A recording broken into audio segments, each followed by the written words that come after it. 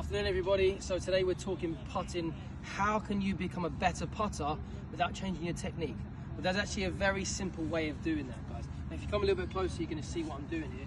When I set up to a putt and I get around about 4 or 5 feet, what I do and what there's a lot of golfers that are now doing these days is we're not looking at the golf ball anymore.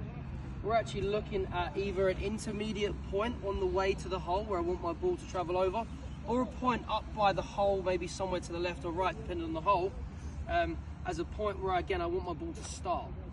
Now, why is this? Well, if you think about every other sport that we play, if you think about basketball, if I'm going to hit a free throw in basketball, I'm not going to be looking at my hands, I'm going to be looking at the hoop. If I'm going to throw you something, I'm looking at you. Every other sport, for such a more simple technique, for full swing obviously is different, but for a small, simple technique like putting, it makes more sense to be looking where you want the ball to go rather than looking down here at the ball itself.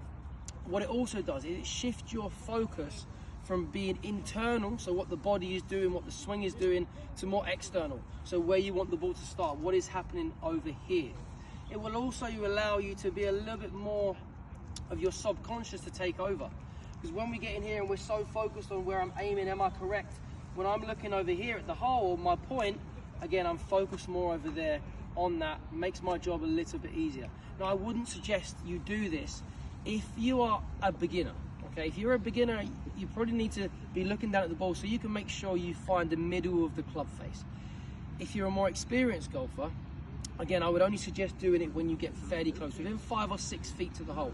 If you're too far away, and I was over there possibly, my head would be twisted too much. My swing is going to be longer, it's going to make it more difficult to find the middle.